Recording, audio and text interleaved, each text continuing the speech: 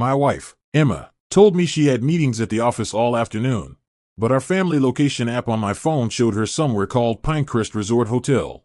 It's way up on the north side of town, quiet, out of the way. Her location stayed there for 3 hours, not moving.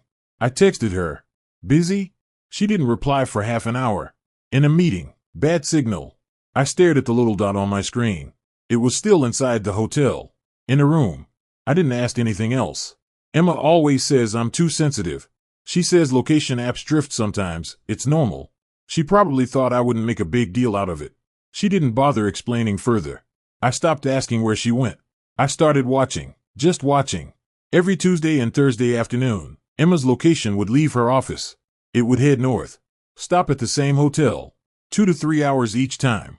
Then it would move again, back near the office, or on the road home. Like clockwork. 3 weeks later, I had 12 records, 12 lines, all pointing to the same place. A complete trail. A complete lie. On Thursday afternoon, I took time off work. Told them I had a client meeting. I drove to Pinecrest and parked at a gas station across the street. I waited.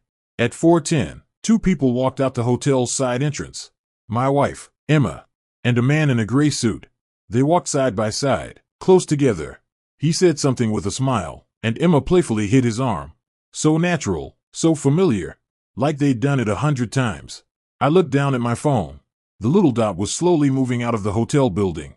Exactly where she was in real life, not an inch off. I didn't get out of the car. I didn't shout. I just watched him walk toward the parking lot, watched him open the passenger door for her. Then I drove home. That night, Emma got back at 7. Worked late, she said, tossing her bag on the couch. I'm exhausted. Yeah, I said.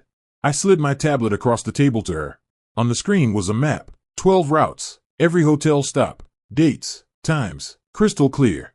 Last was a photo, this afternoon, her and that man walking out of the hotel. Her face went white.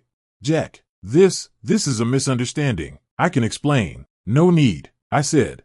I took the divorce papers out of my bag and set them beside the tablet. Just sign.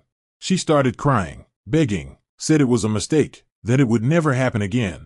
I said, you know the one thing you should never have forgotten to turn off? The family location. You used it every day to tell me where you were. You used it to back up your lies, but it never lied. It recorded every single one of your mistakes. She froze. The next day, I contacted the man. I sent him a file, screenshots of all the location records, plus photos of them going in and out of the hotel. I wrote just one sentence. You want to keep going, or step away.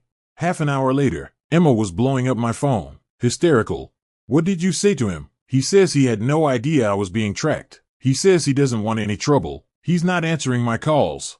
Oh, I said, guess he's a little smarter than you. That's when she finally broke.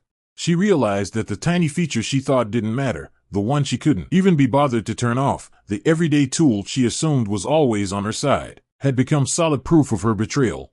Silent, loyal, recording every time she left. A week later, Emma moved out.